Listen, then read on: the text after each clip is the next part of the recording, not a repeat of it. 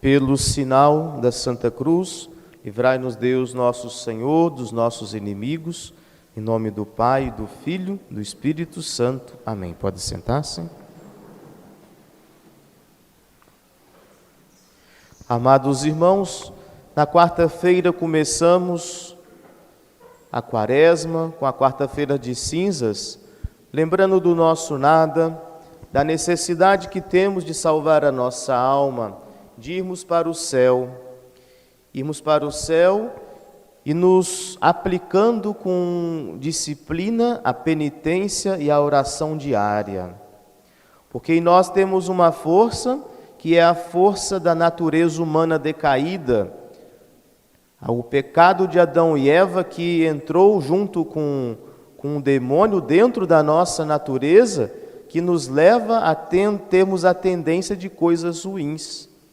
Não é assim, crianças, meninas? Não é assim? A gente não tem tendência às coisas ruins, meninos? Vocês entendem o que é isso? Mais ou menos? Tendência a coisa ruim é você ter vontade de fazer o que não agrada a Deus. Por exemplo, quer ver? Dá vontade, às vezes, a gente ficar com raiva e brigar com o irmão? Dá vontade? Dá não? Dá vontade, às vezes, a gente falar palavrão? Deu um tropeção, dá vontade de falar um palavrão. Dá vontade a gente fazer coisa escondido. Dá vontade a gente fazer coisas impuras, ficar com raiva, ficar sentado dentro de casa, não trabalhar. Isso tudo são tendências ruins que a Quaresma quer alertar a gente e falar, você é um filho de Adão e Eva. Você tem a natureza decaída, você não é tão bom assim não. Você, no nosso interior, tem a tendência de coisas boas e santas também, porque nós somos filhos de Deus, não é?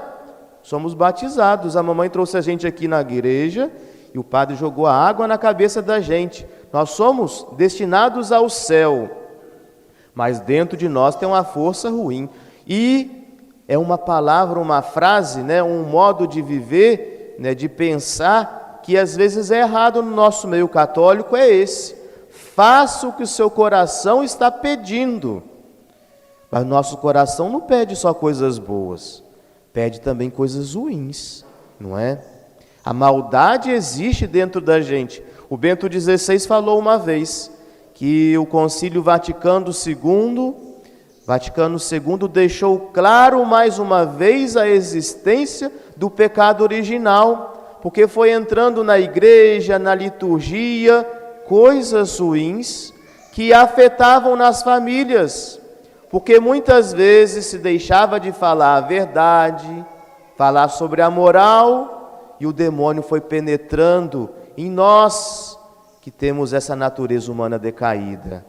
Aí todo ano a igreja, com a sua sabedoria, já sabendo disso, coloca a Quaresma para alertar a gente, não é, de coisas que é preciso a gente pensar, que nós temos uma alma a salvar, que existe a morte, e nós vamos prestar conta a Deus da mínima palavra que nós falamos, que existe o juízo, vamos ser julgados por Deus.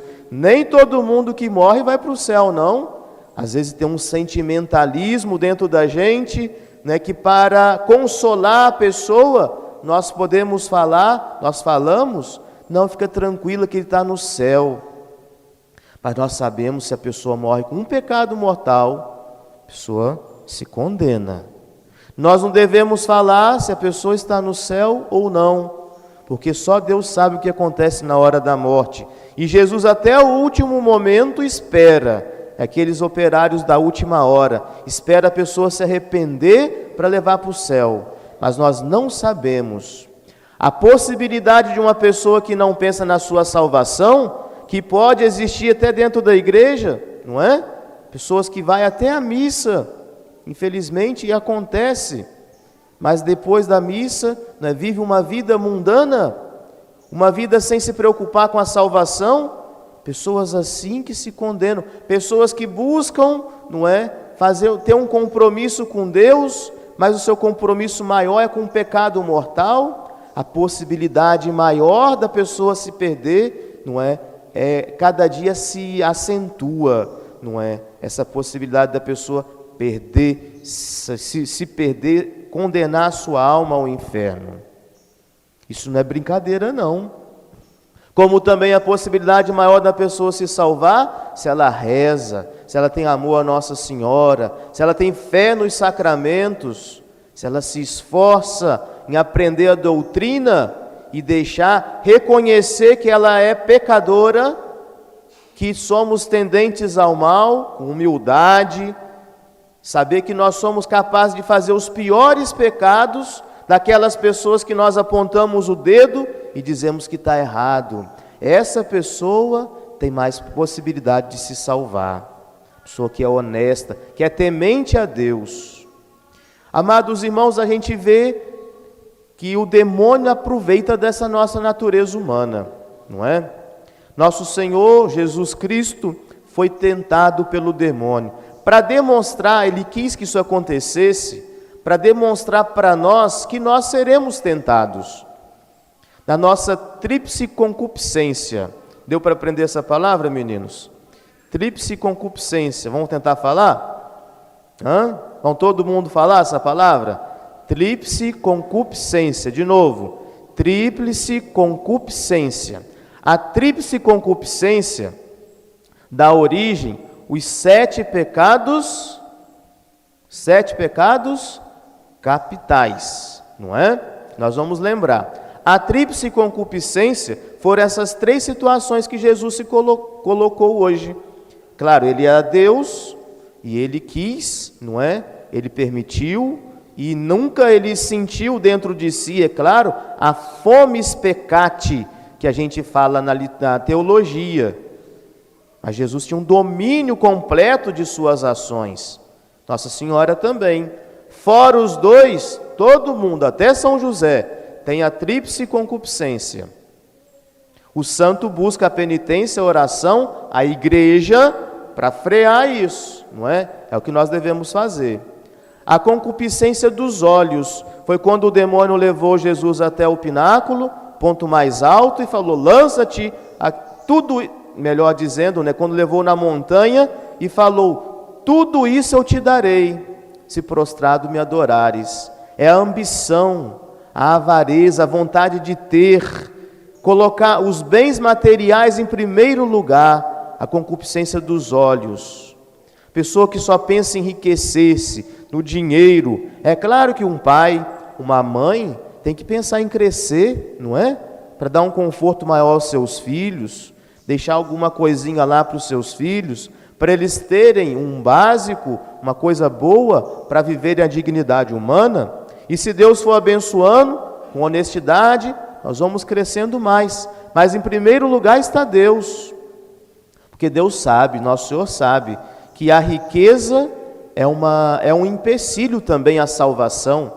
Por isso que Jesus falou: é mais fácil um camelo entrar no buraco de uma agulha que um rico entrar no céu. Por quê? Ele vai ter mais facilidade do pecado, as coisas vão ser mais fáceis. Mas também a riqueza de espírito, né, que significa aí que é o pobre, aquele que tem pouquinho ou menos, que é pegado a esse pouco, a esse menos. Concupiscência dos olhos, a soberba da vida. Foi essa hora que o demônio levou no pináculo e falou, né, lança-te daqui abaixo, que nada vai acontecer com os teus pés, os anjos vão descer do céu e todos vão te aplaudir. É a questão de querer ser estimado, elogiado, aplaudido. Nós temos isso, o orgulho, amor próprio. É o ter, o ser e o sentir. A tríplice concupiscência, concupiscência dos olhos, soberba da vida e a concupiscência da carne. Jesus foi tentado pela comida. E aí na concupiscência da carne estão também os vícios contra a castidade, contra a pureza, a gula, não é, que nós somos tentados. Nosso Senhor, não é, demonstrou que a tentação, ela tem toda a possibilidade de ser vencida. E São Paulo fala: não há tentação que venha a nós que não seja maior do que a força que Deus nos dá. Daí nós temos os 7 vícios capitais. A soberba, que são originários dessa tríplice concupiscência. A soberba, eu querer ser. Uma vez conversando com a pessoa falou assim: padre, eu estava pensando lá em casa, eu acho que eu não tenho nenhum vício capital não é? Porque para mim é tudo tranquilo. Falei: você acabou de demonstrar que você tem a soberba, não é? Você é soberbo, você não tem nenhum vício capital, você não é anjo, não é? Você não é Nossa Senhora. A soberba, não é? A gente querer estar sempre em primeiro lugar, ser o primeiro, elogiado, aplaudido. As nossas opiniões não podem ser, não é, contrapostas. E tudo na minha vida, o orgulhoso ele vai colher com o tempo o isolamento. As pessoas acabam se cansando do orgulhoso. Eu tinha um colega, ainda bem que aqui ninguém conhece, né? Que ele tinha um apelido de espalha-bolim. Não é? Que a gente era colega do colégio, lá em Santa Maria, a gente sempre conversava e tal. Aí quando ele chegava, a gente já, cada um ia para um canto, porque as coisas deles eram melhor, ele sabia mais que todo mundo, e e o que adianta, não é?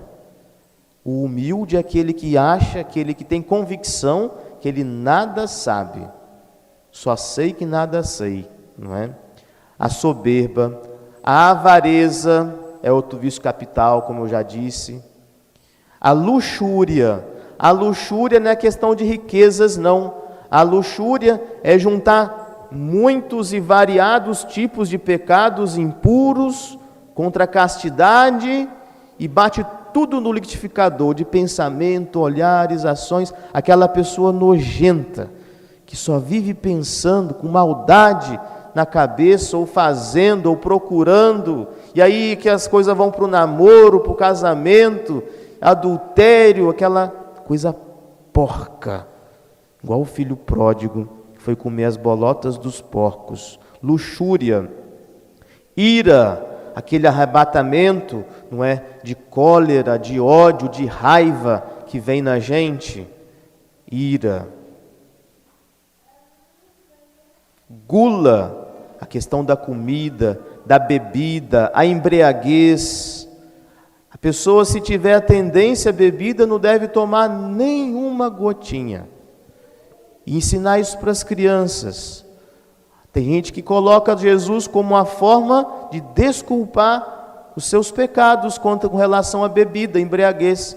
Padre, na festa de casamento em Caná, Deus transformou a água em vinho.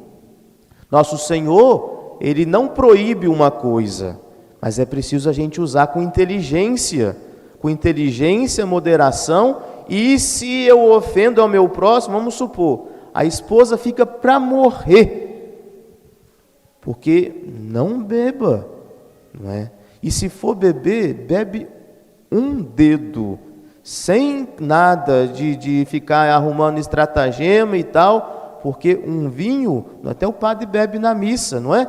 Os protestantes colocam uma regra radical, que não pode beber bebida alcoólica, mas tudo com a dose certa. Mas se a pessoa tem tendência, deve beber nada, porque pela embriaguez se vem a desavença familiar, o mau exemplo para os filhos, se dissolve casamento, vem um adultério, você fica alterado ou alterada. E como que o demônio penetra aí e faz tantas coisas ruins? Vem até o homicídio, não é? Então a bebida é uma faca de 2 gumes, e se eu não sei usar, melhor deixar de lado. Deixa de lado, não é? A moderação, a sobriedade em saber lidar com essas coisas. A gula, a inveja. A inveja é eu me alegrar quando o próximo está mal e me entristecer quando ele está bem. É aquela história do invejoso, né, que queria ficar sempre melhor com o amigo. Aí Deus apareceu para ele e falou: olha, eu vou te dar tudo que você quiser, tudo. Ele nem pensou no seu bem próprio da sua família, ele pensou logo no colega.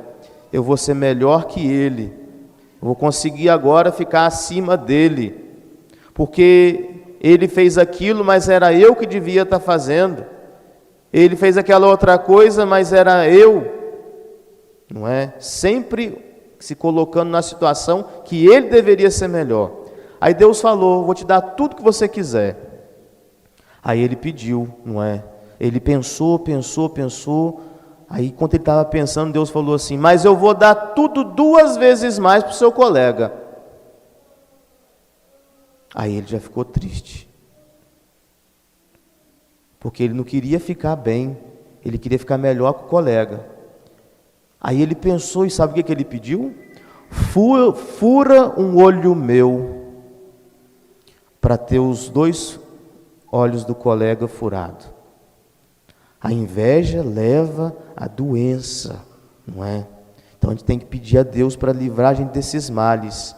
E a preguiça que leva a gente a deixar a onda levar, não é? Deus vira as costas para o preguiçoso, já diz a Sagrada Escritura. Nós temos que ter ânimo, e quando não tiver ânimo, tem que ter coragem. Levanta cedo, faz as suas coisas, reza, com dor ou sem dor, cumpre as suas obrigações, ensinar as crianças a trabalharem, e trabalhar com honestidade, com dedicação, com empenho, com perfeição, seja qual for o nosso serviço, não é? A gente não deve ser escravo do trabalho, mas o trabalho tem que fazer parte da nossa vida. Jesus trabalhava firme na mercearia, na carpintaria de São José. São José conseguia o pão de cada dia com o suor de seu rosto. Quantas pessoas, amados irmãos, no dia de hoje, querem emprego, mas não querem serviço. Quer ter lá uma carteira assinada, quer ter lá, não é, todos aqueles direitos, ao passo que ele poderia estar ganhando dinheiro, limpando o quintal, não é, procurando algum serviço, que seja até um serviço oculto, uma senhora fazendo um crochê, fazendo uma faxina. Vamos lá, amados, não é vergonha para ninguém, vergonha é ser preguiçoso. Tem aquela história da formiga, não é? Da formiga e da cigarra. A formiga trabalhando o dia inteiro, não é, todo dia, a cigarra cantando, depois vem o inverno, a cigarra morre e a formiga continua. A história da lebre, não é, e da tartaruga, da lesma, que pode ser aplicado a qualquer animal, foram apostar uma corrida, né? Foram apostar uma corrida e o coelho falou assim, eu vou ganhar mesmo? Aí ficou deitado, dormindo. E a tartaruga foi devagarinho na corrida, e falou assim, quando ela estiver lá na frente, aí eu vou andando e ganho. Aí ficou dormindo, dormiu tanto que esqueceu, a tartaruga ganhou, passou à frente, não é? Então a gente tem que ter aquele ânimo, o trabalho santifica a gente, ofereça o trabalho para Deus, o oferecimento do dia é para isso, não é? E amados irmãos, assim nós vamos dominar esse burrinho que nós somos, com chicote, com freio e com a viseira, não é? O nosso foco em Deus. Aí nós vamos fazer tudo aquilo que nosso Senhor falou através de São Paulo. Nós vamos praticar a virtude. Muitos vão dizer que nós somos loucos. Muitos vão dizer que nós não temos nada, que somos ultrapassados. É a doutrina de Jesus. Como São Paulo fala, parecendo pobres, mas tendo tudo. Parecendo ignorantes, mas sabendo tudo, enriquecendo a muitos. Essa que é a nossa doutrina, a doutrina de nosso Senhor, que nós devemos seguir. Vamos continuar a Santa Missa, pedir a Nossa Senhora, a nossa Mãe, que ela nos ajude, né, a realizarmos, a praticarmos tudo isso, a dizermos não para as tentações. Os santos tiveram tentações, como nós tivemos. Deus não vai tirar da gente, Deus vai dar a força e vai querer que eu busque a força para eu vencer. Santo Afonso de Ligório morreu com mais de 90 anos, bispo da Santa Igreja, sem andar, sendo atormentado por tentações impuras até o final de sua vida. Quantos santos! São Francisco de Sales, seu fígado virou pedra. Quando ele morreu, foram ver, examinar, de tanto que ele fez violência em dominar a sua ira, dominar a sua raiva, dominar o seu ódio. Foram ver, a mesa dele estava toda arranhada, porque ele sentia aquilo dentro da sua carne para o pecado. E eles, com a graça de Deus, venceram. São Paulo, nosso Senhor falou, ele pediu ao nosso Senhor para tirar essas coisas ruins dele 3 vezes. Aí Deus falou com ele: basta-te a minha graça, é na fraqueza humana que se manifesta o poder de Deus. Então Deus está pronto para nos ajudar. Que possamos, amados irmãos, nesta semana, cada dia lembrando, destas leituras, nos lembrar disso, nos convencer que somos tentados sim como Jesus, mas podemos vencer também se nós buscarmos a Deus. Louvado seja nosso Senhor Jesus Cristo. Em nome do Pai, e do Filho e do Espírito Santo. Amém.